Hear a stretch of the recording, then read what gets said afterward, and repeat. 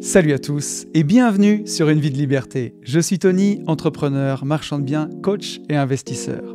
Ancien chef d'entreprise, piégé dans la rat race, j'ai changé de vie pour retrouver du temps, profiter de ma famille, voyager et exercer une activité pleine de sens. Grâce à mes investissements, j'ai atteint l'indépendance financière en 2018 et depuis 2019, je partage ma passion de la liberté tous les 15 jours sur ce podcast. Parce que si l'argent est indispensable pour être libre dans ses poches, je suis convaincu que la vraie liberté ne vaut rien si l'on n'apprend pas aussi à l'être dans sa tête. Et si vous souhaitez aller plus loin, je vous propose des livres, du coaching, des voyages entre investisseurs ainsi que des programmes de formation pour vous permettre d'accélérer votre chemin vers la liberté. Et c'est à nouveau avec un grand plaisir et une joie non contenue que je vous retrouve pour cet épisode. Et je vous propose de commencer, comme je le fais tous les 15 jours, en remerciant tous les gens qui m'ont écrit suite au podcast de la dernière quinzaine. Alors un grand merci à Thibaut, Céline, Alex, Sylvie, Florian, Zaridj, Tony, Seb, Gérald, Quentin, Aurore, Flo, Clément, Valentine, Nori et Mathieu. Merci à vous tous pour vos messages. On en prendra quelques-uns tout à l'heure. Nous sommes 6126 sur YouTube. Là, la chaîne YouTube, ça a pété. Je ne sais pas, on a pris 50 abonnés dans la semaine. Donc merci à vous, il y a 2 vidéos qui ont bien marché et surtout bienvenue aux nouveaux sur la chaîne. Par contre, on est toujours à 507 notes sur Apple Podcast, c'est pas possible ça. Pas de notes 5 étoiles en plus, donc voilà, si vous m'écoutez sur Apple Podcast, n'hésitez pas à prendre, je vous invite même à prendre 1 minute pour me mettre une petite note 5 étoiles. C'est pas grand-chose, mais pour moi, ça veut dire beaucoup et ça m'aide à faire connaître Une vie de liberté. Et si jamais vous voulez me contacter, le plus simple, c'est encore de le faire sur Insta, sur mon seul et unique compte Une vie de liberté avec la petite étoile bleue. Je réponds à tous les DM, j'y passe quand même pas mal de temps, j'essaye en tout cas. Donc voilà, je réponds encore à tout le monde, donc si vous avez envie de me contacter, c'est le meilleur canal pour le faire. Et puis j'essaye aussi de partager au maximum du contenu sur Insta et de vous faire vivre les séminaires. Donc encore une fois, merci à tous. Je vous propose qu'on commence ce podcast par les news. Et les news, j'ai vraiment plein de choses à vous dire cette semaine et je voudrais vraiment qu'on prenne ce temps. On m'a encore fait la réflexion il n'y a pas longtemps. Je vais avoir le temps de vous en parler dans ce podcast parce que j'ai eu la chance d'être invité par mon pote Nicolas Popovic pour son séminaire, pour intervenir sur son séminaire. J'y suis monté avec mon pote Olivier, fidèle auditeur du podcast depuis le temps. Et la veille, on avait un repas au restaurant. Le vendredi soir, on allait manger au resto avec certains participants de formation, des gens qui allaient être au séminaire. Et j'ai une personne qui a eu l'outrecuidance de me prendre à partie. Alors le pauvre, il savait pas que... Il connaissait pas bien Tonton Mindset, il savait pas que j'avais 4 ans de PNL dans les pattes et que j'étais parfaitement aligné avec tout ce que je faisais. Mais blague à part, il m'a même écrit le lendemain pour me dire « Je suis désolé, hier, j'étais un peu taquin, ça ne me ressemble pas. » Donc voilà, si tu te reconnais, je te salue. Moi, ça m'a fait sourire, mais voilà, quelqu'un qui m'avait entendu une seule fois dans le podcast de Nico, il avait essayé Une vie de liberté et il me dit « Mais en fait, je ne comprends pas dans ton podcast. Pour avoir des infos, pour avoir de la valeur, il y a beaucoup de palabres. Tu parles beaucoup. Tu parles beaucoup de toi. » Et je lui dis, et puis surtout, au début, ça démarre pas. Il y a des news, tu reviens sur les messages de tes auditeurs. Il faut attendre une demi-heure, 20 minutes avant d'avoir de la valeur. Et je lui dis, mais en fait, tu comprends pas que c'est un véritable parti pris. Pour moi, c'est important de faire tout ça avant, justement, parce que, je l'ai dit en le taquinant, ça trie les gens comme toi, tu vois. Je risque pas de me retrouver avec quelqu'un qui se retrouve pas dans mon univers, dans ce qu'on fait, mais que ce soit l'univers plus étendu, Une vie de liberté, mais aussi les gentlemen investisseurs, que ce soit Nouveau Départ. Moi, j'ai envie que quand on se voit, qu'on connecte, ce soit des gens qui soient dans nos valeurs, dans ce qu'on partage, dans le temps qu'on a envie de prendre. Donc, je lui ai expliqué que c'était un véritable parti pris et que ça faisait aussi parfois le tri. Alors, bien entendu, tout le monde est bienvenu sur Une vie de liberté. D'ailleurs, si les premières parties et le retour que les news vous saoulent, que la lecture des messages, des réponses des auditeurs vous saoule, vous avez le timecode pour aller directement au sujet de la semaine. Et c'est très bien comme ça, il n'y a aucun souci. Mais moi, j'ai envie de créer de la relation avec les gens. Et c'est ça qui est hyper important pour moi. Vous connaissez sûrement le youtubeur Seb Lafrite, le compagnon de Léna. C'est un youtubeur qui est là depuis très très longtemps, qui avant faisait des vidéos avec des trucs assez personnels, et récemment il s'est mis à faire pas mal d'histoires de gens autour de la musique. Et il a sorti une vidéo en disant j'ai l'impression d'avoir perdu mon insouciance à faire des vidéos très produites, avec beaucoup de valeur dedans. J'y mets moins de moi. Et il avait envie de retourner à ça. Et justement, il a sorti une série où ça va être centré sur lui, sur ce qu'il a envie de partager.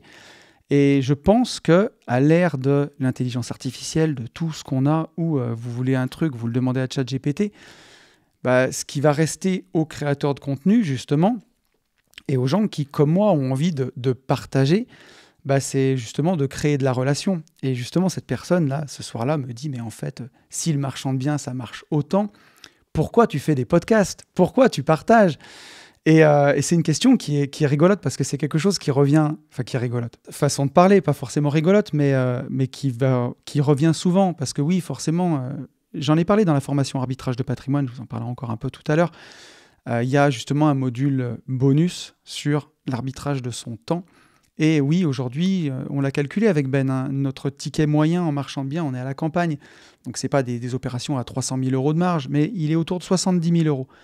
Et pour ça, on y passe environ 50 heures. Donc, quand tu passes 50 heures pour gagner 70 000 euros, si je calcule le temps que je passe à faire 26 podcasts d'une vie de liberté chaque année, je passe au moins, entre le moment où j'enregistre l'épisode et le moment où je le prépare, au moins 5 heures par épisode, je dirais. Donc il y a déjà presque 150 heures, on va dire, sur une vie de liberté. J'aimerais bien que ça rapporte 70 000 euros par an, ça serait bien, mais on n'en est pas encore là. Et voilà, donc on le fait aussi pour d'autres raisons. Et je pense qu'il s'attendait à ce que je lui dise que je le fasse d'une façon hyper altruiste. Et je lui ai dit, en fait, ça répond aussi à un de mes besoins. Bien sûr que je suis content que ça aide les gens, mais ça répond aussi à un besoin chez moi de partager. Quand on a réussi à atteindre l'indépendance financière, c'est pour ça la première fois que j'ai pris mon micro. C'était top, mais j'étais tout seul chez moi en 2019. Alors bien sûr, j'avais Ben, mais tu as atteint l'indépendance financière et tu n'as quelque part personne avec qui le partager. Et en fait, en prenant le micro, j'arrive à partager ça avec plein d'autres gens et aussi à, pourquoi pas, leur montrer en tout cas comment moi j'ai fait pour les inspirer, pour leur donner envie de faire la même chose. Donc bien sûr que ça va aider les gens et ça me fait plaisir que ça aide les gens. Mais ça répond aussi à mon besoin personnel de partager et aussi de tous les 15 jours plancher sur un sujet, faire quelque chose. Depuis qu'on n'est plus à l'école, on n'a plus ce travail de rédaction, de synthèse, de tout ça. Et moi, ça m'aide aussi personnellement à clarifier mes idées et à être un meilleur investisseur. Donc voilà aussi pourquoi tout ça est important. Et surtout de créer de la relation. Parce que bien sûr, une vie de liberté, je pourrais aller directement dans le sujet. Mais au final, par rapport à une IA, qu'est-ce que j'apporte après ? Si ce n'est pas pour vous donner ma vision des choses que j'ai ressenties là où j'en suis. Donc une vie de liberté, voilà, c'est aussi peut-être ce qui l'empêche de percer dans la stratosphère, parce que c'est pas un podcast qui est peut-être facile d'accès. Mais je suis content de la façon dont on le fait, parce que justement, sur les événements, sur les séminaires, on a des gens avec qui on connecte vraiment. Et aussi, c'est aussi pour ça que, par exemple, ça m'est jamais arrivé de rembourser une formation.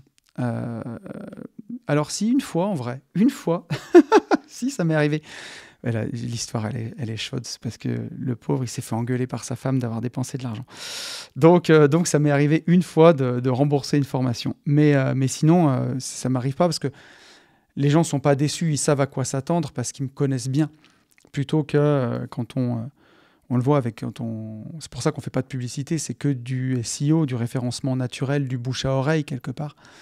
Donc voilà, je ne vais pas trop m'étendre là-dessus, mais en tout cas, voilà pourquoi on garde cette rubrique news et on prend le temps de la développer. Donc j'ai plein de choses à vous dire. La première, c'est que je reviens du mastermind Race and Business. La semaine dernière était vraiment très intense. Et Race and Business, on l'avait appelé Ultimate, pas parce que c'est le dernier Race and Business, mais parce que c'est un événement qu'on a voulu le plus complet possible. Et c'était, de ma part en tout cas, et je pense de la part de tous les participants, du pur rêve. On a pu faire une belle journée de karting, donc ça c'était pour se mettre en jambes. Mais ensuite, on est allé rouler sur le circuit vitesse d'Alès, donc un vrai circuit de voitures, avec des Fun Cup. Des Fun Cup, c'est des voitures avec un châssis tubulaire, moteur de 2 litres de 170 chevaux, boîte séquentielle, et ça s'appelle Fun Cup parce qu'elles ont par-dessus une coque en fibre qui leur donne une forme de coccinelle. Donc c'était trop bien. On prenait quand même 160 km/h, 155, 160 en bout de ligne droite. Et là, on a vraiment des vraies sensations de pilote automobile. Et quand on est passionné de ça, quand on aime ça, là, on a le circuit pour nous, les commissaires de course pour nous, les mécanos pour nous, les pilotes qui vont nous débriefer les tours pour nous. On s'assoit dans le bac, on a quelqu'un qui nous enfile le casque, le système Hans qui nous harnache, qui nous dit quand partir. Enfin, c'est incroyable. Et voilà, donc c'était fantastique. Et le lendemain, on avait, pour couronner le tout, une journée de pilotage en rallye. Donc le matin, on a fait des ateliers sur des Peugeot 206 RC. Donc apprendre à prendre des virages au frein à main, à prendre des épingles, c'était complètement dingue. Et l'après-midi, pilotage avec des vraies voitures de rallye, Subaru Impreza STI, on a eu une Yaris GR, donc des voitures très récentes pour la Yaris, un peu moins récentes pour les Subaru, mais des voitures puissantes, des voitures de 300 chevaux, avec à côté de nous un pilote de rallye. Et là, on a déboulé, j'ai envie de dire, mais à rouler à tombeau ouvert sur un circuit rallye à Alès. C'est quasiment unique en France. C'est des routes qui ont été recréées dans la garrigue avec des panneaux, un enrobé volontairement dégradé, comme si on s'entraînait sur route ouverte. Donc on avait la sensation de rouler à presque 120 km/h sur route ouverte, sur des toutes petites routes. C'était juste dingue, incroyable. Donc j'ai essayé de vous faire vivre ça au maximum sur mon Insta. Je pense qu'on fera aussi des stories sur l'Insta des Gentlemen Investisseurs, mais on refera ce séminaire l'année prochaine tellement il était dingue, tellement on a passé des moments fous. J'aimerais qu'on fasse du pilotage sur terre l'année prochaine, parce que là c'était du rallye asphalte. Mais voilà, c'était juste fou, Race and Business. Merci encore à nos participants de nous avoir fait confiance, parce qu'on sait que c'est un séminaire, c'est le plus cher qu'on fait, hein, les sports mécaniques, ça coûte cher. Et voilà, tout le monde a répondu présent. On avait 20 participants, c'était plein. Donc c'était merveilleux et merci à tous. Et si ça vous dit l'année prochaine, pour ceux qui ne sont pas venus, pour l'instant je suis encore en train de l'organiser. Je vous dirai quand on lancera les places. Mais voilà, si on aime les sports mécaniques, c'est du rêve. Et puis en parlant de sport mécanique, sur la chaîne YouTube, voilà une vidéo qui m'a ramené beaucoup de monde sur la chaîne. La vidéo de présentation de la Ferrari est sortie. Elle a fait un démarrage du tonnerre. Au moment où j'enregistre ce podcast, ça fait quelques jours qu'elle est sortie. La vidéo doit dû faire à peu près 2500 vues en 2 jours. Donc voilà, ça carbure. Elle a démarré du tonnerre. On a essayé de faire quelque chose de sympa, sans non plus de prise de tête. Mais voilà, il y a 2 plans un petit peu plus montés. On a essayé de vous transmettre le plaisir de cette voiture, vous faire entendre le bruit. Donc voilà, si vous m'écoutez uniquement sur les plateformes de podcast, je vous invite vraiment à aller voir cette vidéo sur YouTube, vous m'en direz des nouvelles. Et voilà, pour une fois, c'est une vidéo qui sort un peu du cadre de la chaîne. Il y a moins de valeur au sens propre, bien que je vous explique comment j'ai financé cette voiture avec un OBO. Et d'ailleurs, je donne tous les détails de cet OBO dans la formation arbitrage de patrimoine, parce que c'est vraiment très intéressant. Je me suis racheté un bien que je possédais en nom propre avec une de mes sociétés. Donc il y a quand même de la valeur à la fin, mais l'idée, c'est surtout de prendre du plaisir à vous faire découvrir cette voiture. J'ai plein de choses à vous dire cette semaine. Coaching intensif, nouveau départ, no coaching 100% PNL que j'anime avec Fab. Les 20 et 21 novembre, il reste une seule place. Donc si ça vous dit, je vous invite à sauter dessus.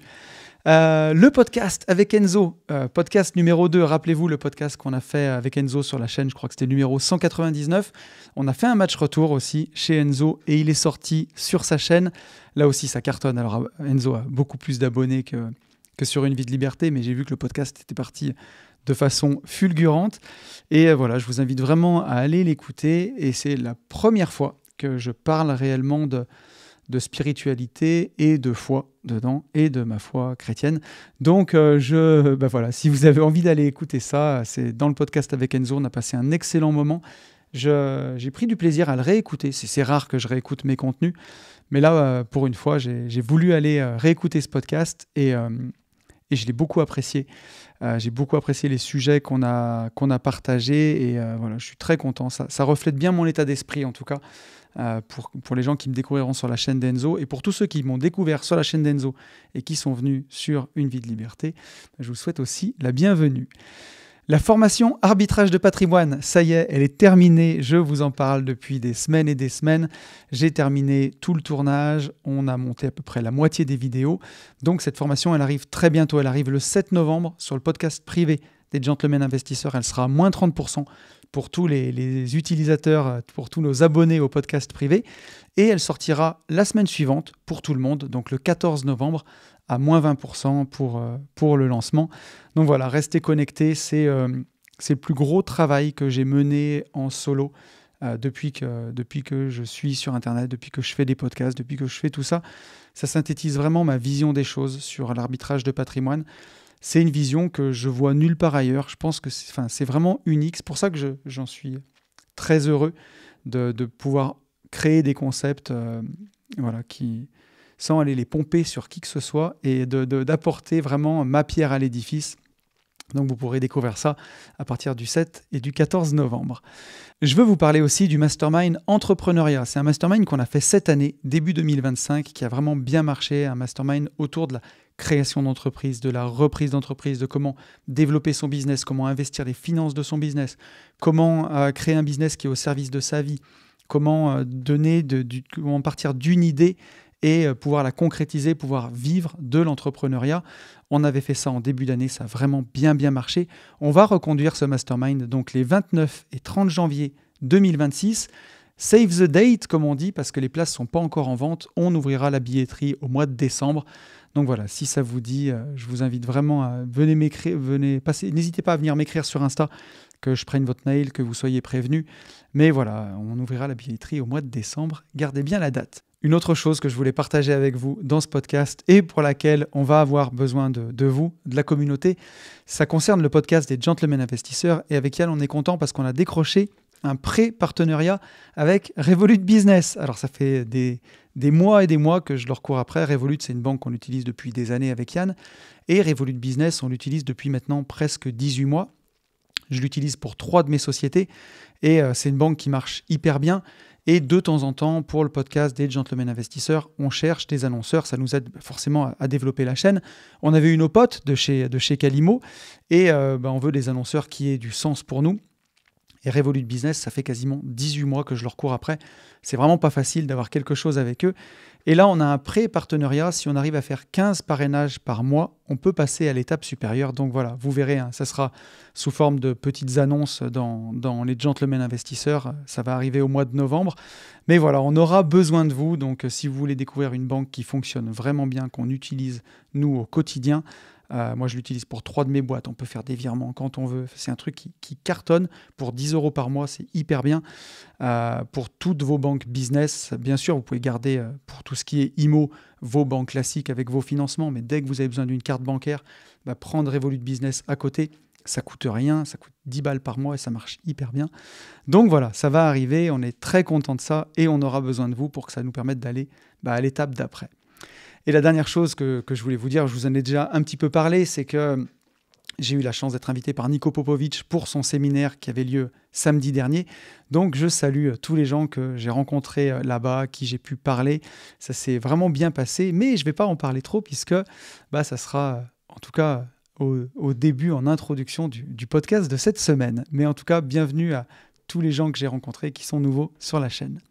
Et je vous propose qu'on revienne sur le podcast de la dernière quinzaine, Mindset de riche versus Mindset de pauvre. Alors, dès qu'on met riche ou pauvre dans un titre, ça cartonne, ça marche à fond. Donc, le podcast a cartonné par rapport à l'épisode 200 qui m'a un peu déçu. Je dis, bon, qu'est-ce qui se passe ? En tout cas, sur YouTube, sur les plateformes de podcast, il a bien marché, mais sur YouTube, pas tant que ça. Et voilà, dès qu'on met riche ou pauvre, là, ça cartonne. Et c'est un sujet, en tout cas, qui vous a beaucoup plu. Donc, merci à vous tous. On va prendre pas mal de messages. Et un premier de mon pote, mon collègue podcasteur Thibaut, bye bye patron, qui me dit « Très bon thème d'épisode, l'ami ». Et mentalité de pauvre dans l'investissement, c'est de faire ses travaux soi-même pendant 6 mois au lieu de payer un pro pour qu'il le fasse en 1 mois. Mentalité de pauvre en vacances, prendre les transports en commun après 10 heures d'avion pour économiser 10 € par rapport au Uber ou taxi local et galérer à trouver son hôtel, ou aussi ne pas avoir de data sur son téléphone et gratter le free Wi-Fi dans tous les restos puis passer le repas entier sur son téléphone. Mentalité de pauvre chez soi, ne pas avoir de personne qui s'occupe du ménage, préférer s'embrouiller avec son conjoint qui nettoie la douche. Mentalité de pauvre dans son couple, considérer les fleurs, les sorties, les week-ends, les attentions, les anniversaires de couple comme des dépenses inutiles ou utiliser le mot fête commerciale pour justifier qu'on ne met aucun effort et qu'on ait une grosse pince. puis se plaindre de son conjoint et de s'être fait larguer. Et oui, effectivement, on peut le... Merci mon pote donc pour ton message. Et effectivement, on peut l'étendre à vraiment plein de choses. C'est des trucs que j'ai vus en voyage. Pour moi, je suis un peu de la mentalité de Thibaut. Quand je pars en voyage, j'essaye d'avoir un budget qui soit quand même un peu plus large pour ne pas me priver et pouvoir faire tous les trucs super cool à faire sur place et notamment ne plus galérer. Mais là où je veux être indulgent, c'est que j'ai longtemps eu un mindset de pauvre et c'est encore du travail, on le verra avec un message un peu plus loin, sur plein de choses. Aujourd'hui, je sais que quand je viens en séminaire à Paris, la dernière fois, c'était pour le séminaire de mon pote Alex, du Club des Rentiers, où j'étais intervenant. Donc, c'était il y a... Non, je n'étais pas intervenant cette fois-là. Bref, il y a 2 ans. Il y a 3 ans, j'avais pris le métro en arrivant et c'était une purge. J'avais mis je ne sais pas combien de temps. Aujourd'hui, j'arrive à la gare, je prends un Uber et je vais directement à mon hôtel en voiture. Je peux passer mes coups de fil dans la voiture, je peux travailler sur mon ordi. Et ça va me coûter peut-être 30 balles. Et 30 ou 40 balles, un ticket de métro m'aurait coûté 2 ou 3 euros, mais en fait, le temps que je gagne mental, ce que je m'économise en termes de contrariété, ça vaut bien plus que l'argent que j'ai dépensé. Et effectivement, j'avais cette mentalité-là, et c'est pas facile parfois de se détacher de la mentalité de pauvre. Le truc qui me parle le plus, et dont on m'a le plus parlé en message, c'est les pauvres demandent combien ça coûte, les riches demandent combien ça rapporte.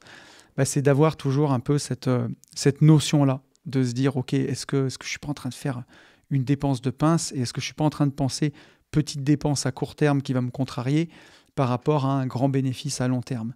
Et on pourra en trouver encore bien d'autres. Donc merci à toi, mon pote, pour ton message. On a un message de Florian. Florian qui me dit « Quelle claque encore, mettre aussi bien les mots sur ce sujet, c'est exceptionnel. » Merci à toi, merci à toi. Si seulement il y avait plus de personnes pour penser comme ça. Malheureusement, c'est un cercle vicieux lorsqu'on parle de politique. Ils ont l'impression qu'il faut parler de taxes pour avoir des voix. Et c'est pas qu'une impression, c'est la démagogie, Florian. Et merci de partager ce message parce que tu vas voir que tu n'es pas le premier à avoir cette réflexion. D'ailleurs, il manquait une phrase. Personne n'a le courage d'exprimer cette vision qui ferait tant de bien. Et effectivement, Florian, Alexis de Tocqueville le disait déjà au XIXe siècle. Il disait que la démocratie, et pourtant c'était un démocrate, Alexis de Tocqueville, il disait la démocratie, c'est la tyrannie de la majorité. Et au final, si tu as une majorité de libéraux dans un pays, ils vont voter libéraux. Si tu as une majorité de personnes qui sont pour le collectivisme, qui sont peut-être, le mot est lancé, un peu plus cool, en se disant les autres vont travailler pour moi, autant taxer les riches, ça me permettra d'avoir plus de sécurité, peut-être de me la couler douce aussi pour certains. Ces gens-là vont voter pour toujours plus de collectivisme. Et à la fin, ceux qui payent et qui ont les moyens de faire autrement, vont soit s'en aller, soit frauder pour certains. Mais il y a un moment où c'est vraiment ce que les gens ont l'impression de subir. En tout cas, ceux qui payent ont l'impression de subir cette tyrannie de la majorité. Et tu vois, c'est pas le premier, Alexis de Tocqueville, à avoir pensé à ça, mais il y a d'autres philosophes comme Platon qui allaient à l'époque encore plus loin. Platon disait que la démocratie dégénère souvent en démagogie, où le peuple qui va être manipulé par ses passions, c'est-à-dire le collectivisme, cette espèce de sécurité, de dire mais je veux rien payer. Là, j'ai vu dernièrement qu'il y a des primes de la CAF jusqu'à 1 300 € je crois, pour s'acheter un lave-linge ou un lave-vaisselle. On est arrivé et les gens jugent ça normal. C'est inouï le degré de non-sens auquel on est arrivé et qu'un entrepreneur il puisse être taxé à 70%, qu'on lui prenne 70% de la richesse qu'il crée pour le redistribuer à des gens qui ne travaillent pas. C'est hallucinant, quoi. Et le peuple manipulé par ses passions va finir par donner naissance, selon Platon, à une dictature à la fin, où on arrive à des États qui sont totalitaires. Et on le voit, le communisme, ça part toujours d'un bon sentiment. Et à la fin, même si on nous dira toujours que c'était pas du vrai communisme, ça finit comme à Cuba, comme en URSS, et ça finit souvent dans un bain de sang. Et je pense que finalement, si on veut préserver la démocratie et que les gens puissent s'exprimer et laisser la parole au peuple, mais à un peuple responsable. La seule chose qui peut nous en prémunir, à mon sens, là c'est moi qui parle, mais c'est l'éducation, c'est que les gens comprennent que l'assistanat, d'avoir de l'argent sans rien faire, sans avoir produit de contrepartie, ça rend pas heureux, quoi. Alors bien sûr qu'il peut y avoir de l'assurance chômage ou de la retraite si on a cotisé pour ça. Alors pas dans une retraite par répartition, mais dans une retraite par capitalisation. Ou que ça nous rassure d'avoir tous les mois une caisse dans laquelle on pourrait cotiser pour avoir de l'assurance chômage, tant qu'il y a une contrepartie en face. Même si c'est maladroit et que le système français ne fonctionne pas vraiment, puisqu'il y a beaucoup d'abus, ça peut s'entendre, mais au final, il faut comprendre que l'argent sans contrepartie, ça rend pas heureux, je pense, et ça passera que par l'éducation, d'arriver à comprendre ça, et qu'on peut se réaliser que dans le travail, dans le fait de réaliser un projet, dans le fait de faire au quotidien quelque chose qui nous donne du sens, et pour ça, il peut y avoir que de l'éducation pour que le pouvoir, cette démocratie, elle soit, à mon sens, entre les mains d'un peuple qui va être responsable et pas voter pour toujours plus de collectivisme. Vaste débat. On a un message de Zarige qui nous dit « Après, si on a un mindset de riche, sans pour autant avoir le compte en banque qui va avec, doit-on se considérer comme riche, sinon top vidéo ?» Merci à toi pour ton message, et c'était finalement tout le propos de ce podcast. Moi-même, une fois, j'avais été, il y a très longtemps, volontairement taquin avec quelqu'un qui m'avait dit la richesse, c'est d'abord un état d'esprit. Et à l'époque, j'avais même peut-être moi-même un mindset de pauvre, et dans ma tête, je m'étais dit la richesse, c'est surtout des zéros sur un compte. Et j'en avais parlé dans le podcast. Et depuis, cette personne a fait du chemin, et aujourd'hui, elle est vraiment riche. Elle était sans le sou à l'époque, ou en tout cas avec beaucoup moins d'argent, mais elle avait déjà un mindset de riche. Donc pour moi, c'est vraiment tout le sujet du podcast. Un pauvre qui gagne au loto et qui ne change pas son mindset, ça sera toujours un pauvre avec de l'argent. Et tu peux avoir un mindset de riche et être au tout début de ta carrière d'entrepreneur, et peut-être même créer plusieurs boîtes et ne pas être riche, mais avoir déjà ce mindset de riche. Et forcément, un jour, avec le temps, à mon avis, c'est mathématique, tu attireras la richesse. On a un message de Flo qui nous dit « Salut tonton, moi je parlerais plutôt d'une notion d'abondance et de pénurie.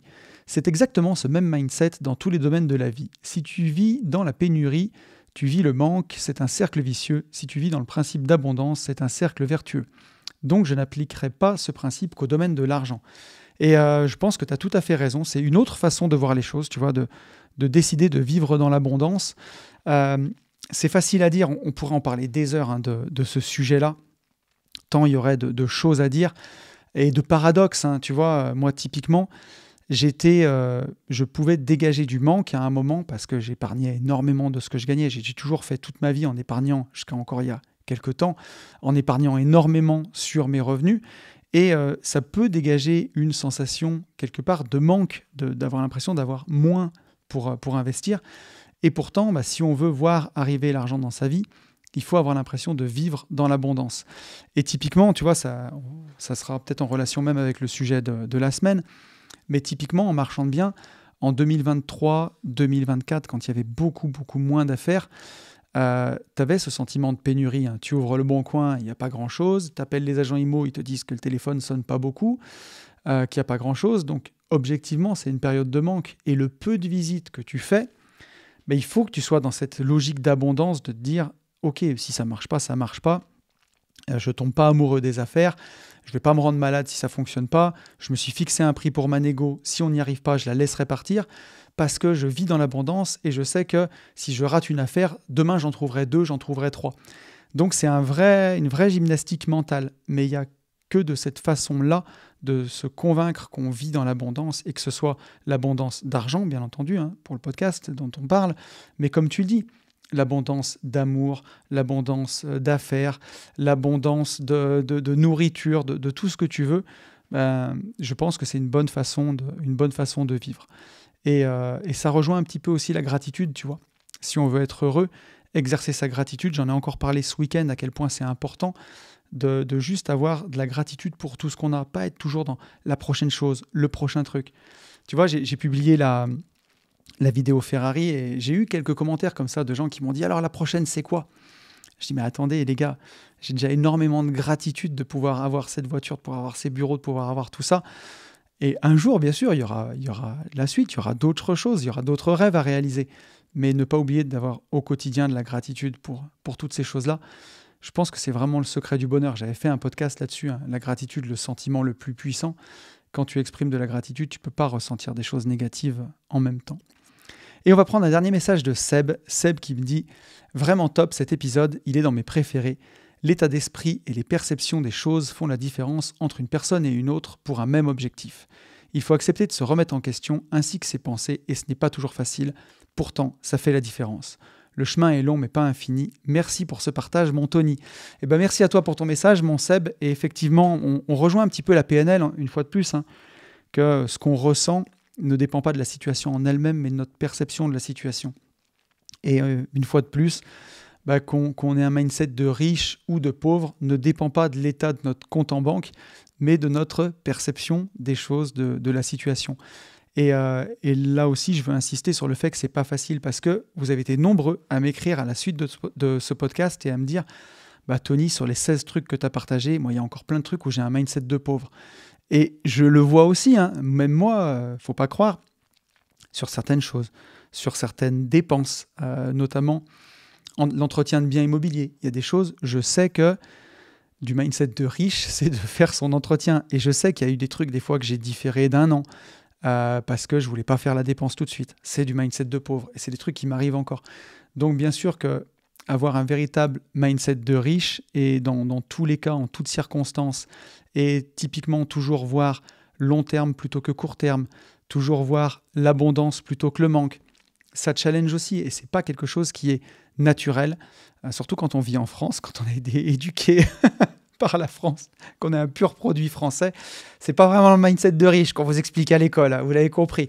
Donc ça nous challenge tous et c'est ce que je voulais rappeler, voilà, de ne pas culpabiliser les gens qui se seraient dit, mais en fait, sur les 16 trucs que tu as partagés, moi, il y en a 8 où j'ai un mindset de pauvre.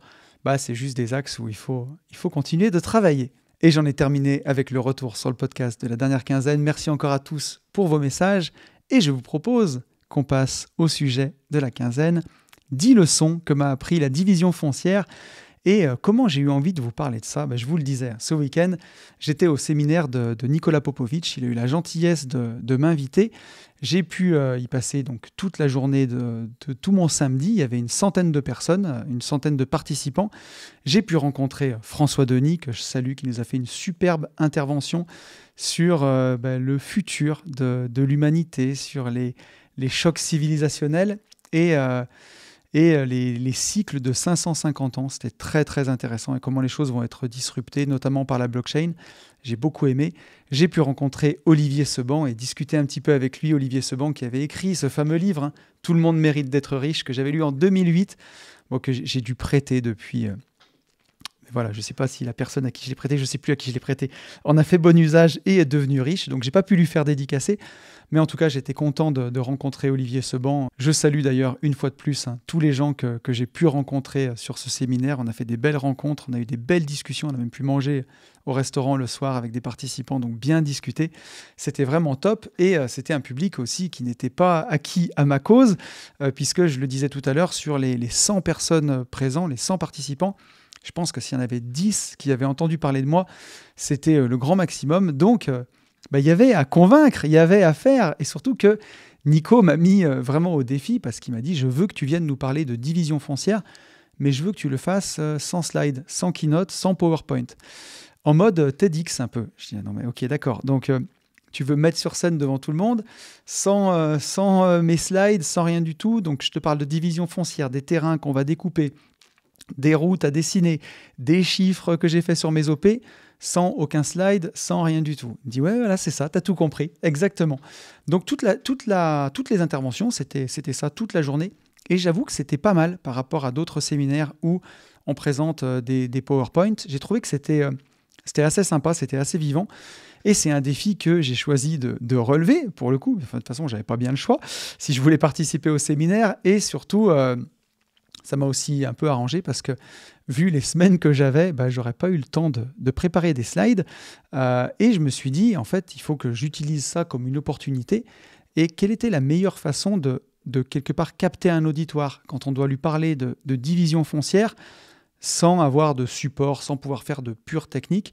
Je me suis dit que j'allais raconter une histoire et puis donner 3 leçons que j'avais apprises sur la division foncière. Et c'est ce que j'ai fait. Donc, comme c'est des gens qui ne me connaissaient pas, j'ai raconté mon histoire, comment j'en suis arrivé à la division foncière, d'être entrepreneur de travaux publics d'abord, faire mes burn-out, tout remettre en question. Et puis, une histoire que vous connaissez, pour les gens qui m'écoutent depuis longtemps sur Une vie de liberté, avoir eu des mentors qui m'ont appris la division foncière, des gens qui étaient mes clients et qui m'ont permis de la pratiquer.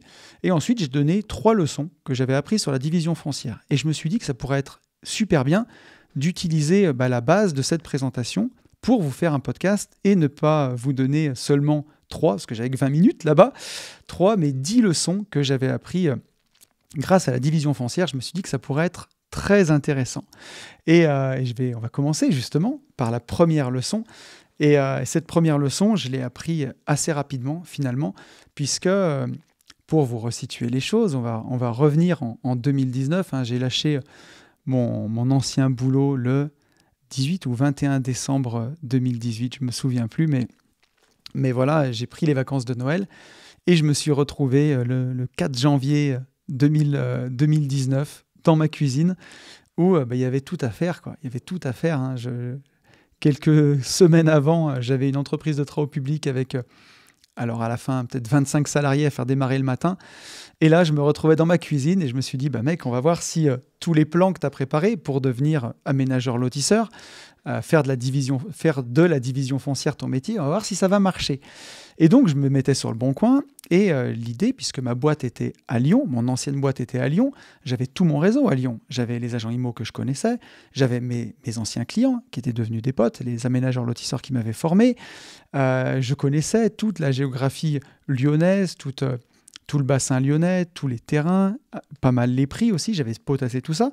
Le projet, c'était de faire aménageur lotisseur sur Lyon. Sauf que moi, j'habitais ma petite ville à côté de Saint-Étienne, à 1 heure, 1 heure et quart de Lyon. Et je vous rappelle qu'à l'époque, je faisais les trajets tous les jours.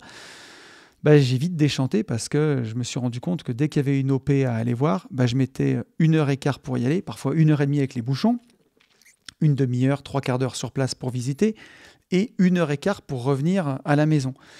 Et là, je me suis dit, mais ça va être compliqué en fait. Et tu ne veux pas revenir dans cette ancienne vie où tu passais ton temps dans les trajets.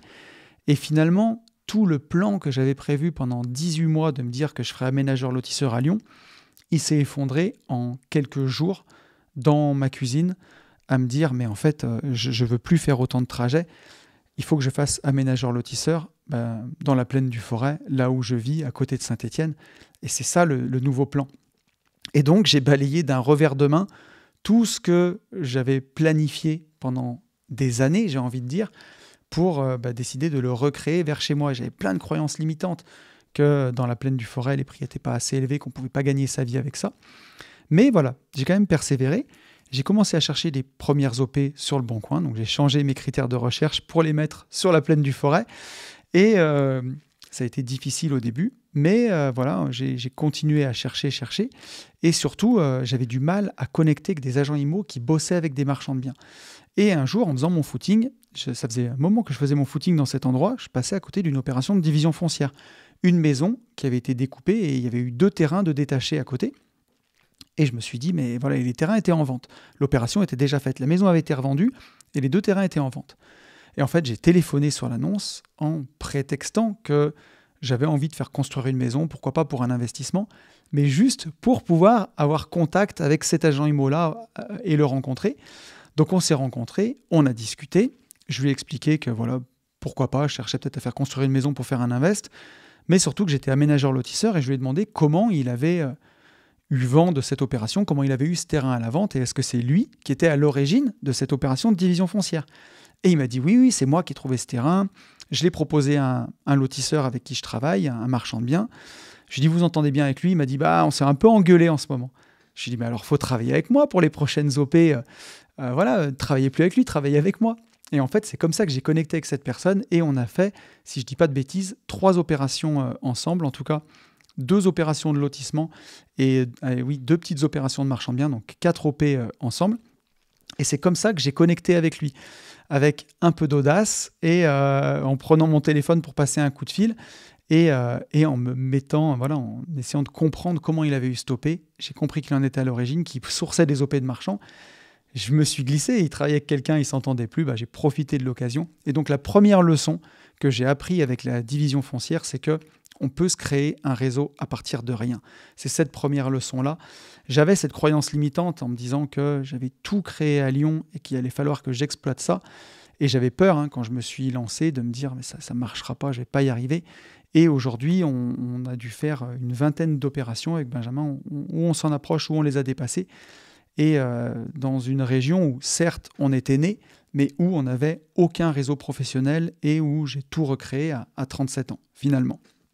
Donc, ça m'amène à la deuxième leçon, puisque cette personne-là, cet agent IMO, nous a rencardé sur une opération de division foncière, de silo, qui avait été abandonnée par deux aménageurs, en tout cas deux marchands de biens, plutôt marchands de biens qu'aménageurs fonciers, qui avaient abandonné cette opération parce qu'il y a deux façons de diviser des terrains quand on fait du lotissement.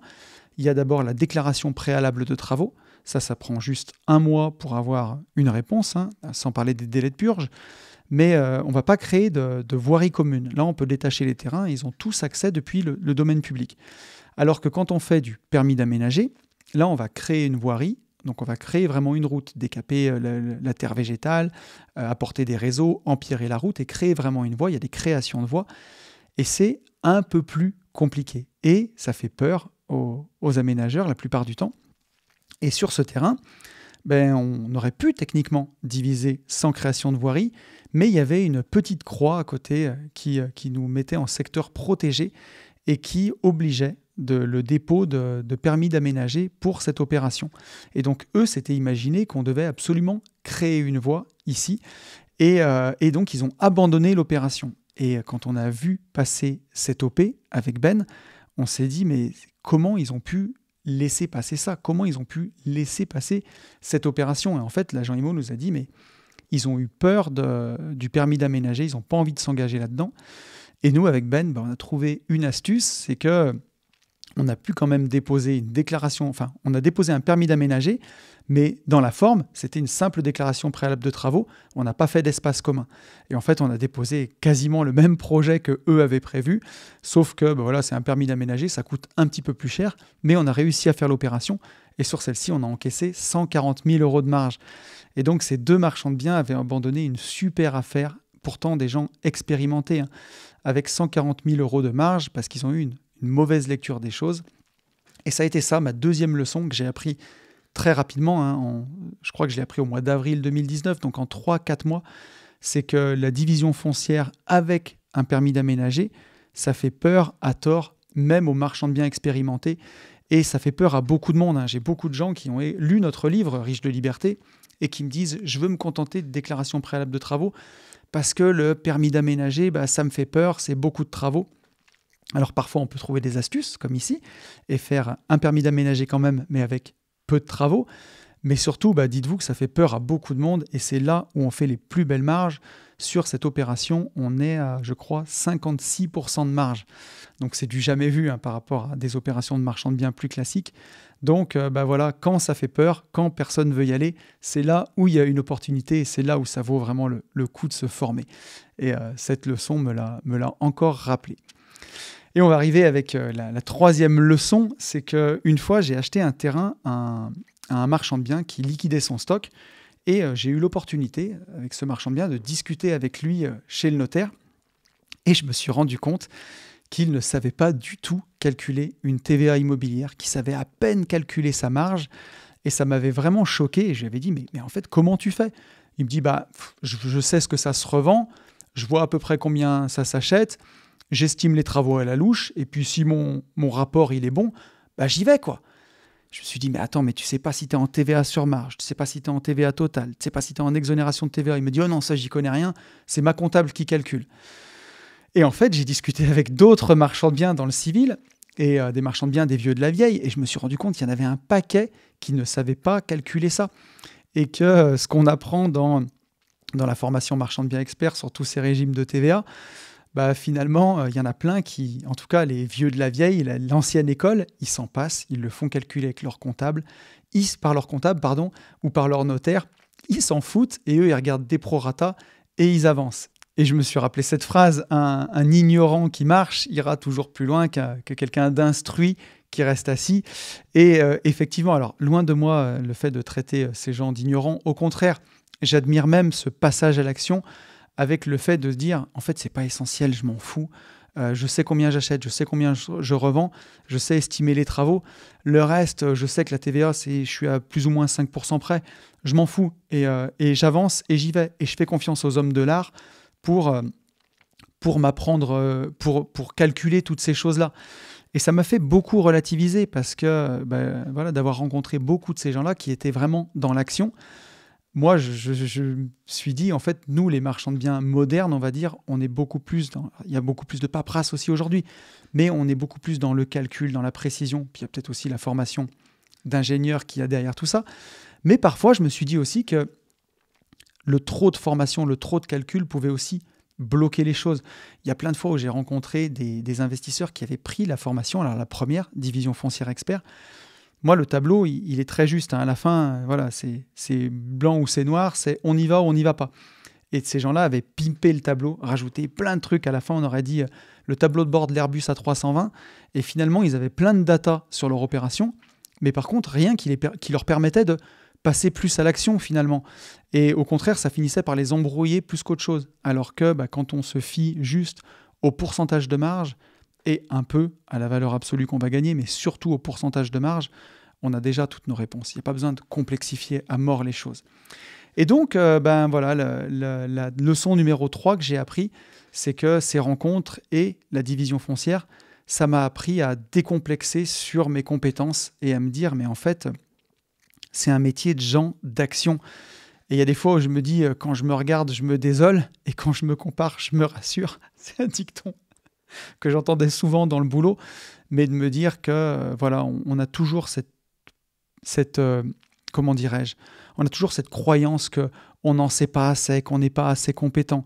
Et finalement, le marchand de biens, c'est un métier qui s'apprend peut-être à 80% dans les livres, dans les fichiers Excel, dans les formations, mais il y a 20% et chaque nouvelle OP vous apprendra des choses que vous ne savez pas. C'est un métier qui s'apprend vraiment dans l'action. Voilà ce que j'ai appris avec cette leçon numéro 3. Et ça nous amène à la leçon numéro 4. Dans notre carrière avec Ben, on a eu des affaires qui nous ont été amenées sur un plateau, un peu comme cette opération qui avait été lâchée par les deux marchands de biens dont j'ai parlé, où on a fait 140 000 € de marge. Il y a eu d'autres OP comme ça, où on a l'impression qu'elles sont trop belles pour être vraies. J'ai eu notamment une opération de division foncière où on détachait un terrain et une maison, qui m'a été présenté par un agent IMO avec qui on travaille beaucoup. Et voilà, il m'appelle et il me dit « Monsieur Poncet, venez voir, j'ai une maison que j'ai en gestion locative, je vais la mettre en vente. » Et le propriétaire ne veut plus mettre de locataire, il veut la mettre en vente et je peux vous la présenter en avant-première. Et en fait, quand j'y vais, je fais rapidement le calcul dans ma tête et je me dis si j'achète cette opération 180 000 €, on est dans les clous, quoi. On est vraiment dans les clous. La maison, je vais pouvoir la revendre quasiment le même prix et je ferai ma marge sur le terrain, ça passe. Et je lui pose la question, je lui dis cette affaire, elle est affichée à combien la personne en veut? Il me dit il serait vendeur à 170 000. Et là, je me dis, j'ai pas attaqué de négocier, on est déjà 10 000 € en dessous. Alors que la plupart du temps, et dans 5 visites sur 6 qu'on fait, la maison, je m'attendais à ce qu'ils me disent 220 230 000 €, toujours trop cher. Et là, pour le coup, l'opération, elle était hyper bonne. Donc, on a quand même négocié pour la forme, mais c'était une opération qui, du coup, était super bien sur le papier déjà et qui s'est avérée vraiment excellente. Et on a déjà eu le cas aussi pour une autre OP sur un achat-revente d'appartement. Quelqu'un qui devait vendre absolument dans l'urgence et qui demandait tout simplement le montant de son crédit. Et on a pu acheter un appartement autour de 70 000 € qu'on a revendu un peu plus de 100 000 €. Un appartement où il n'y avait aucun travaux, il n'y avait absolument rien à faire, le pur achat-revente. Et là, on se dit, mais en fait, où est la couille, quoi? Où est l'arnaque? Là, ça m'est servi sur un plateau. Dans le cas de la maison avec le terrain, il y a juste à découper. Dans le cas de l'appartement, il y a juste à l'acheter et à le revendre. Et en fait, la leçon que j'ai appris, c'est que parfois, les choses, elles n'ont pas besoin d'être forcément compliquées pour être rentables. Parfois, il n'y a pas besoin de faire des travaux dans tous les sens. Parfois, c'est juste un flip parfait, un achat-revente, parce qu'on est là au bon moment, parce qu'on saisit la bonne opportunité. Et dans ces moments-là, ce qu'il va falloir, c'est pas se dire il y a un truc qui est bizarre, il y a un truc qui me paraît louche, j'y vais pas. C'est se faire confiance à tout prix. C'est ça la leçon numéro 4 que m'a appris la division foncière, c'est de me faire confiance à tout prix. Qu'à la fin, c'est moi qui suis maître des décisions et que parfois, ça paraît trop beau pour être vrai et parfois, c'est juste vrai en fait. Il n'y a rien de daubé, il n'y a rien qui fait peur, il faut juste se faire confiance pour y aller quand même. Voilà cette leçon numéro 4. Ça nous amène à la leçon numéro 5. Et là, c'était assez cocasse aussi comment j'ai appris cette leçon. Rappelez-vous, je voulais faire mon métier d'aménageur lotisseur en région lyonnaise. Donc, même la campagne lyonnaise, elle est quand même assez dense. On est très rapidement, en une demi-heure, parfois 40 minutes, on est dans le centre de Lyon. Donc, c'est assez dynamique. Et quand je me suis dit, finalement, avec Ben, mon associé, on s'est dit on va investir dans la plaine du Forêt, on va faire nos opérations à côté de chez nous. Il n'y a pas la même densité de population. Et on a visité des opérations dans la pure campagne. Et là, justement, on fait une visite en campagne, dans la vraie campagne profonde. Là, on est à quasiment 40 minutes de Saint-Étienne, au fin fond de la Loire. Et ça ne le fait pas sur cette opération, mais l'agent IMO nous dit, écoutez, je viens de rentrer un terrain de 8000 m² dans un bled encore 20 minutes plus loin, vraiment hyper paumé. Et il y a la possibilité de faire un lotissement de 8 parcelles, si ça vous intéresse. Et là, je me suis un peu moqué de lui. J'ai dit, mais vous voulez qu'on vende les lots à qui? À des moutons, là-bas? Parce que c'était un bled de 600 âmes, vraiment paumé, où j'avais dû passer une fois dans ma vie. Il me dit, ne dites rien, ne parlez pas trop vite, je vous invite vraiment à aller le voir. Et en fait, on se rend sur place, on va voir ce terrain. Et en fait, là, je me rends compte qu'effectivement, il n'a pas tort et qu'il y a vraiment quelque chose à faire. Et comment je le sais? C'est que juste à côté, il y a un lotissement qui est flambant neuf, qui vient de sortir, qui a l'air d'avoir à peine 2 ans. Donc là, je vais rapidement sur DVF, je prends mon téléphone, donc DVF, là où on a l'historique des ventes immobilières, et je vois qu'effectivement, tous les terrains se sont vendus il y a 2 ans, en quelques mois, à un très bon prix. On est autour de 70 € le mètre carré, quand moi, le terrain m'est proposé à 15 € le mètre carré. Alors bien sûr, il faut le diviser, il faut le viabiliser. Là, on parle d'un réel permis d'aménager où on va créer des voies. Mais typiquement, je suis allé voir la mairie, on a discuté ensemble.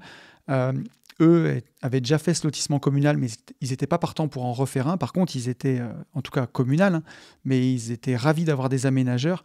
On a pu vraiment discuter et faire sortir ce projet. On l'a fait sortir pendant le Covid et on a vendu toutes les parcelles en 3 mois. Donc ça a été magnifique.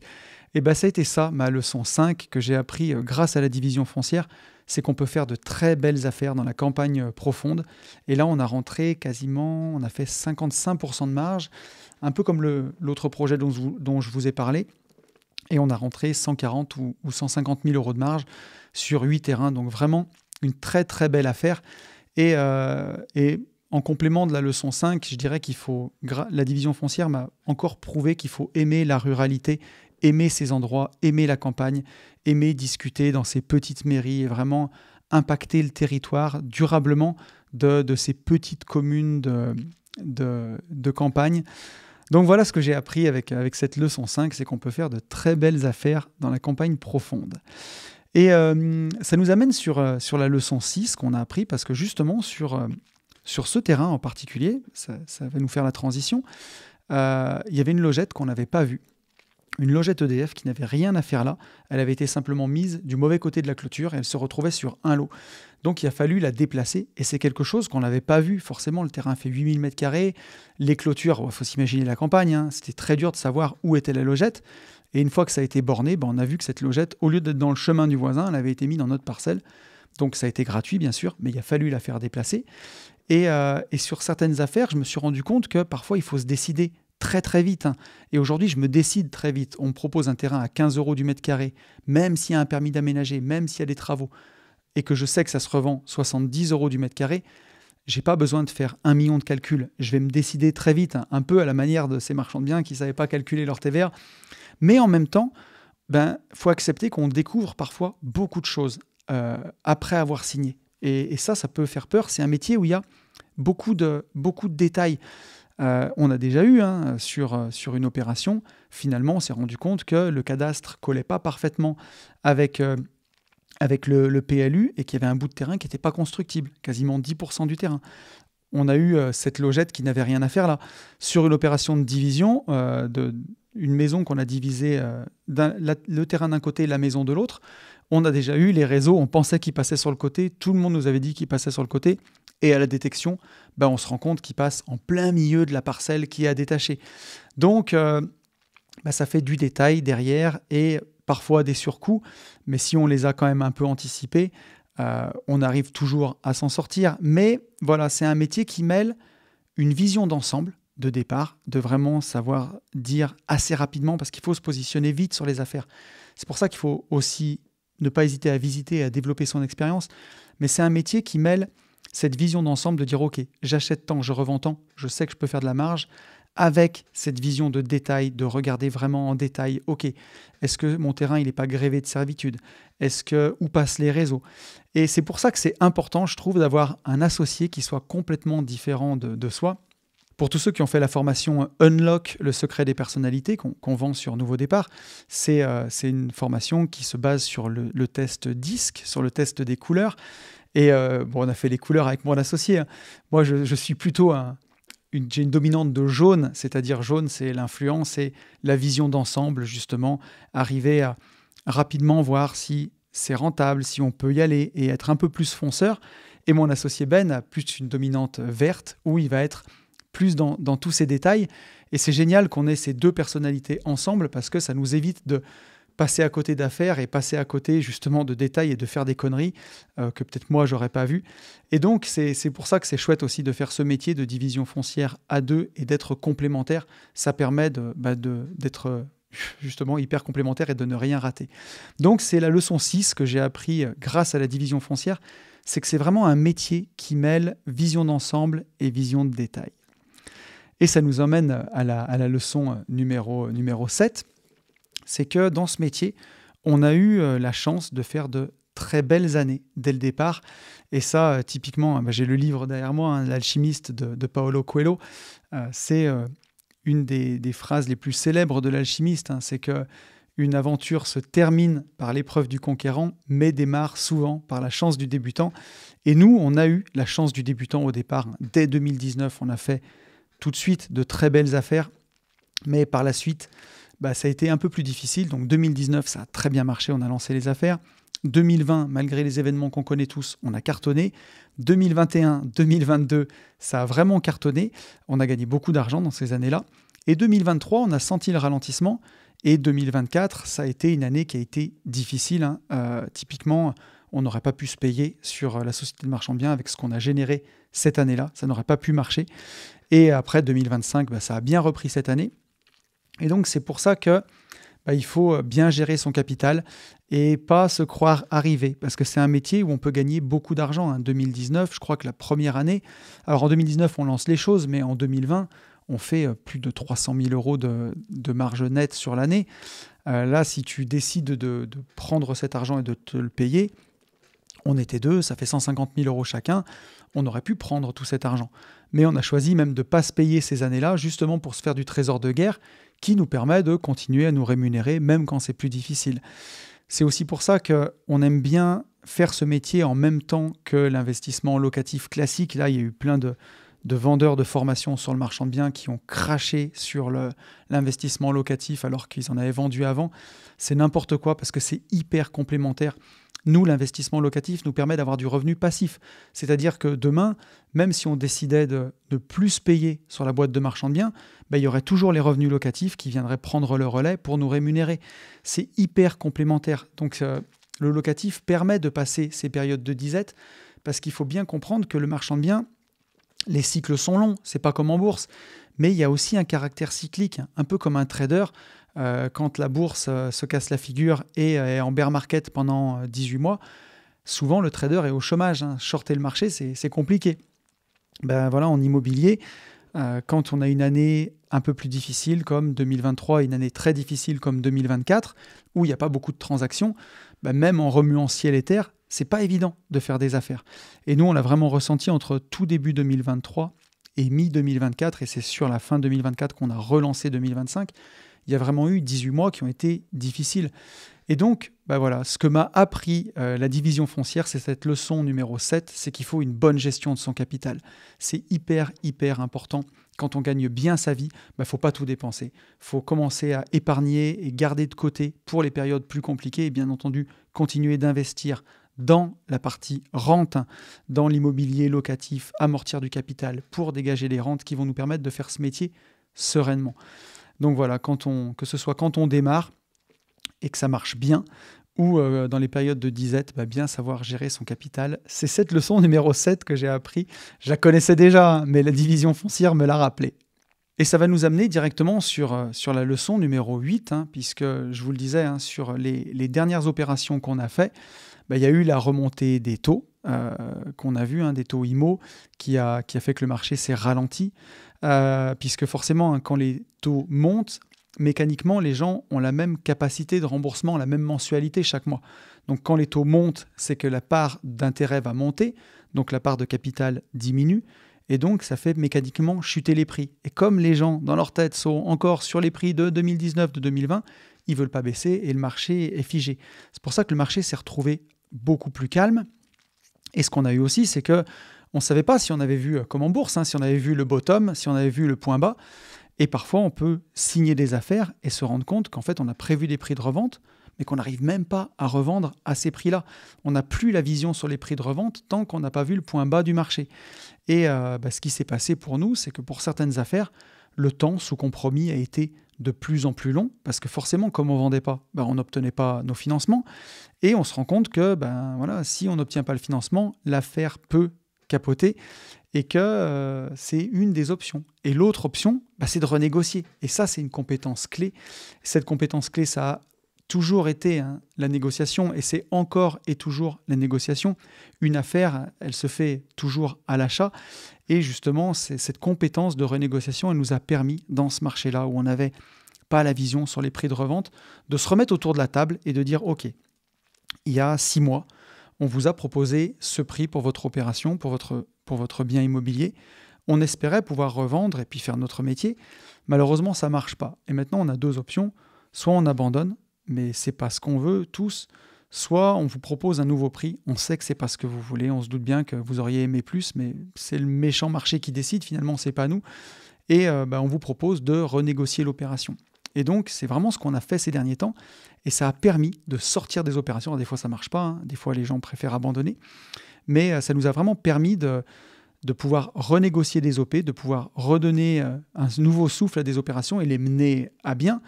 Et aussi, et bien sûr, l'idée, c'est vraiment toujours de se dire que en marchand de biens, en tout cas notre façon de voir les choses, que ce soit en division foncière ou en marchand de biens, il faut toujours que l'affaire elle soit ficelée avant d'acheter. C'est pour ça que nos banquiers nous demandent 60% de réservation. Nous, ce qu'on aime, c'est avoir 100% de réservation avant d'acheter. C'est pour ça qu'il faut être au bon prix pour que les prix qu'on présente, ça morde et ça se signe, et qu'au moment où on achète le bien, nous, on soit sous promesse pour tous les lots qu'on va découper, pour qu'on soit vraiment sûr qu'on va revendre ce qu'on a acheté et faire notre marge, et pas prendre trop de risques. Et ça, c'est aussi quelque chose que j'ai vu récemment. J'ai vu beaucoup de marchands de biens et de gens qui font de la division foncière se casser la figure, parce qu'on sortait d'un marché qui était vraiment un marché de vendeurs, où les vendeurs avaient la main, et où pour avoir les opérations, les aménageurs, les lotisseurs et les marchands de biens faisaient des offres sans condition de financement. Et là, quand on fait une offre sans condition de financement dans un marché qui n'a pas fini de baisser et qu'on ne vend pas tout de suite, qu'on ne se met pas au prix tout de suite, on peut se faire des énormes frayeurs. Et il y a des gens qui ont acheté, qui ont aujourd'hui des lots sur les bras. Là, on est allé voir une opération à Lyon et on a fait la connaissance d'un marchand de biens qui a acheté toute une OP et qui, donc un gros chiffre d'affaires, et qui va perdre 600 000 € sur son opération parce que voilà, il a acheté, il a pris le risque d'acheter, c'était pas tout revendu. Donc parfois, ça peut faire mal, il faut faire très attention. Donc nous, on part toujours de ce principe-là, on préfère perdre une opération, vivre dans l'abondance, comme on le disait au début de ce podcast, avoir ce mindset-là de se dire, ok, une opération de perdue, c'est 10 de retrouvée, c'est pas grave, on en retrouvera une autre, 2 autres, 3 autres, 10 autres demain. On préfère abandonner l'OP plutôt que prendre le risque d'acheter quand même et de payer comme au poker, de payer pour voir si ça se vendra dans le temps. On immobilise du cash, on risque de faire des bêtises et on préfère renégocier les opérations, quitte à ce que ça ne marche pas, pour pouvoir les vendre avant d'acheter et vraiment se sécuriser. Donc cette leçon numéro 8 que j'ai appris grâce à la division foncière, c'est que quoi qu'il arrive, encore et toujours, l'affaire se fait toujours à l'achat en immobilier. Il ne faut pas croire qu'on va acheter quelque chose trop cher et qu'en le valorisant, en le découpant, on finira par gagner de l'argent. Un mauvais achat, c'est toujours un mauvais achat et ça ne se rattrape jamais. Donc l'affaire, elle se fait toujours à l'achat. Et justement, cette compétence de négo, c'est quelque chose dont on parle beaucoup au mastermind marchand de biens quand vous venez. Bien sûr que le marchand de biens, il va apporter sa plus-value avec sa façon de découper, avec sa façon d'aménager, avec sa façon de mettre en valeur le patrimoine. Mais une affaire qui est mal achetée, elle sera toujours mal achetée. Et au démarrage de tout ça, au démarrage de n'importe quelle opération, je vois beaucoup de marchands de biens qui se disent « mais moi je vais faire beaucoup de travaux, je vais donner beaucoup de valeur ». Et souvent, ils empruntent plus, ils portent le projet plus longtemps, ils garantissent aussi plus de choses, ils se prennent la tête pour au final gagner pas grand-chose, tout simplement parce que c'était mal acheté au départ. Et donc je vous le disais, au Mastermind Marchand de Biens, d'ailleurs, il ne reste plus que 5 places, il aura lieu les 11 et 12 décembre. Si vous voulez nous rejoindre pour ce Mastermind, ce sera ici, dans nos bureaux, la pièce juste à côté. Donc voilà, n'hésitez pas, vous avez le lien dans la description. En tout cas, au Mastermind Marchand de Biens, c'est une compétence sur laquelle on insiste énormément, cette négociation. Même si vous aimez amener les projets de bout en bout, vraiment de prendre quelque chose qui est en ruine, le rénover complètement jusqu'à installer le couvert à table et faire les plus belles photos, voilà, si vous avez bien acheté, ça sera toujours une super OP. Et si vous achetez mal, c'est pas de faire tous ces travaux qui finira par la rattraper. Et ça nous amène à la leçon numéro 9, c'est que, je vous le disais, à partir de 2023, début 2023, la division foncière a été beaucoup plus difficile. On a toujours fait du marchand de biens, mais on était plutôt 80% division foncière et 20% marchand de biens. On a toujours fait une petite partie de marchand de biens. Et en 2023, quand les taux sont remontés, on s'est rendu compte que ça devenait de plus en plus difficile, surtout sur la division foncière. Il y a la loi ZAN, la loi sur l'imperméabilisation des sols. Donc il y a de moins en moins de terrains constructibles. Alors ça a encouragé les divisions foncières en centre-ville, mais les projets de lotissement sont de plus en plus compliqués à sortir. Là, aujourd'hui, on a 3 projets en cours avec de la division foncière et il y en a un qu'on est quasiment en train d'abandonner parce que la mairie nous met des bâtons dans les roues à une allure stratosphérique. Enfin, pour sortir un lotissement de silo, ça fait 18 mois que j'y suis et c'est la croix à la bannière. Donc, c'était très compliqué. Et on s'est rendu compte en 2023 qu'on avait de plus en plus de mal avec ces opérations. Et en fait, dans le même temps, on s'est rendu compte qu'en centre-ville, il y avait beaucoup d'immeubles de centre-ville qui étaient quasiment à l'abandon, juste le commerce au rez-de-chaussée exploité, et que tout le reste de l'immeuble n'était pas exploité, les appartements pas loués, et parfois avec le toit qui passe à travers, des dégâts des eaux à l'intérieur. Et on a visité beaucoup d'immeubles comme ça. Et sur ces immeubles, parfois, il y a besoin de places de parking si on découpe. Et on se rend compte que les volontés communales sont telles de réhabiliter ces immeubles qu'ils sont même prêts à faire l'impasse sur ce besoin de parking en disant « mais tant que c'est racheté par un marchand de biens, tant que c'est remis en valeur et tant que c'est remis dans le circuit, peu importe qu'il y ait les places de parking ou pas, pourvu que ces immeubles soient mis en valeur et trouvent preneur. » Et comme la plupart du temps, ils sont dans des états de délabrement plus ou moins avancés, c'est des biens où il y a de la négo. Et on s'est rendu compte que voilà, d'un côté, on avait notre métier historique qu'on avait envie de faire, qui était la division foncière. Et de l'autre côté, il y avait tous ces biens sur le marché qui demandaient juste à être découpés, mis en copro. Et aussi, on avait une grosse clientèle d'artisans qui est vraiment friande de ce genre de biens, qui les cherchent pour pouvoir les rénover, pour se constituer une retraite. En fait, on a décidé de pivoter quelque part. Et un peu comme Arnold Schwarzenegger, vous allez voir le parallèle, qui était champion du monde de bodybuilding et qui est devenu acteur puis gouverneur de Californie. Un jour, on lui a demandé si le bodybuilding menait à tout, justement, puisqu'il avait commencé par ça. Et il a dit, le bodybuilding mène à tout, à condition d'en sortir, à condition à un moment de faire autre chose. Et moi, je pense que la division foncière, elle nous a amené à tout, elle nous a amené à la liberté, elle nous a emmené à changer de vie, mais elle mène à tout à condition à un moment d'en sortir et de ne pas rester uniquement figé là-dedans. Et c'est comme ça qu'en 2023, on a pivoté sur le marchand de biens et qu'aujourd'hui, on a peut-être 30% d'opérations avec de la division foncière et plutôt 70% de marchand de biens. C'est aussi pour ça que Division Foncière Expert, notre formation, elle a laissé sa place à Marchand de biens Expert, où dedans, il y a cette compétence de division foncière, mais aussi et surtout le marchand de biens. Mais vous allez voir, ça va nous amener à la leçon numéro 10. Mais donc, leçon 9, la division foncière mène à tout, à condition d'en sortir.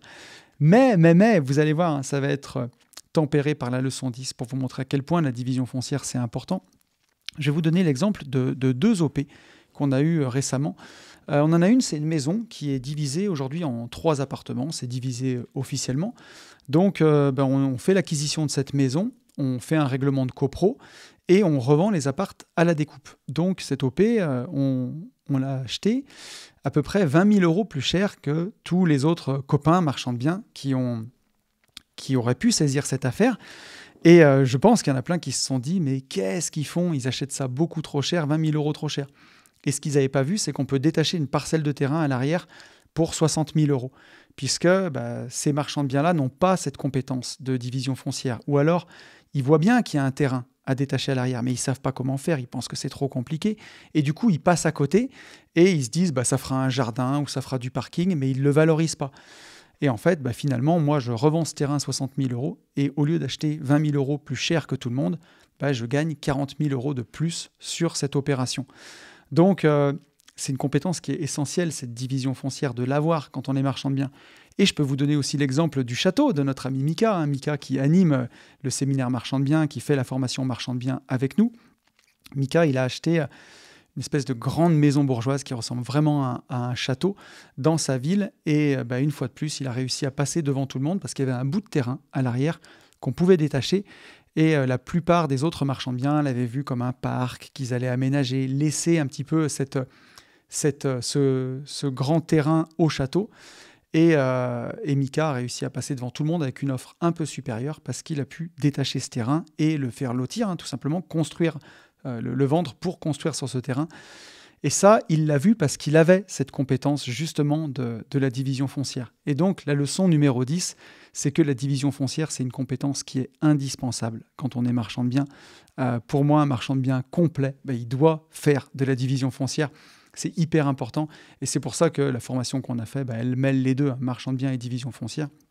Et d'ailleurs, pour ceux qui veulent mettre un pied dedans, notre livre, Riche de liberté, pour apprendre la division foncière, est bien entendu toujours d'actualité. Et donc, j'en ai terminé avec mes 10 leçons, que m'a appris la division foncière. Et il y a une 11e leçon que je veux vous donner, une 11e leçon bonus qui va être quelque part un peu plus mindset, mais ce que j'ai vraiment appris par-dessus tout, finalement, avec la division foncière, c'est que j'ai appris à faire un métier qui me rend heureux. Parce qu'avant ça, j'avais été entrepreneur de travaux publics pendant 12 ans. Et même si c'est un métier que j'ai beaucoup aimé d'une certaine façon, parce qu'il m'a permis d'être libre, il m'a permis de lancer mes gars le matin et ensuite prendre ma voiture, battre la campagne pour aller voir mes chantiers et me sentir libre. Mais à côté de ça, il y avait beaucoup de gestion de personnel compliquée, il y avait des clients qui étaient extrêmement exigeants. C'est un métier très chronophage. Je le disais souvent, j'avais des amplitudes horaires qui faisaient que je passais 70 heures par semaine au boulot. Et à la fin, tout ça m'a beaucoup fatigué. J'ai fait 2 burn-out, ça a été très difficile. Et j'ai bien fait de lâcher tout ça à 37 ans parce qu'aujourd'hui, je fais quelque chose que j'aime. Je fais quelque chose où le rapport entre le temps que j'y passe et ce que ça permet de gagner une fois qu'on a créé son réseau est sans commune mesure avec ce que je pouvais vivre avant dans mon ancien boulot. Ce que je vous disais, quand on regarde, une opération nous prend maximum entre 50 et 70 heures pour un panier moyen, on va dire, un gain moyen, une marge moyenne à 70 000 €. Donc bien sûr, il y a beaucoup de temps mort, de visite pour rien, mais une fois qu'on a ferré une opération, voilà à peu près le ratio. Donc c'est un métier que j'ai pu exercer avec beaucoup de liberté et où aujourd'hui, je m'éclate vraiment, j'ai vraiment plaisir à faire ce que je fais.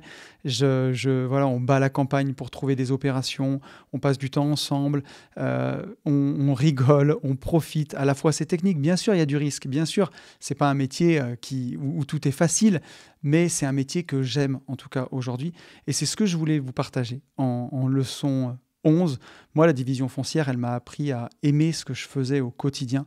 Parce qu'avant, j'avais cette croyance un peu no pain, no gain, que voilà, si on veut réussir, si on veut gagner de l'argent, il faut se buter, il faut y passer des heures. Et on n'est pas obligé d'aimer ce qu'on fait. Et aujourd'hui, je me rends compte de ce qui se passe quand on est aligné, quand on est bon dans ce qu'on fait, puisque je pense que je suis bon dans le métier de marchand de biens, mais qu'en plus, on aime ce qu'on fait. Voilà, on passe son temps au bon endroit, on passe son temps là où on doit être, on vit des belles journées. Et c'est ça la base, hein. Pour vivre une bonne vie, c'est de commencer par vivre des bonnes journées.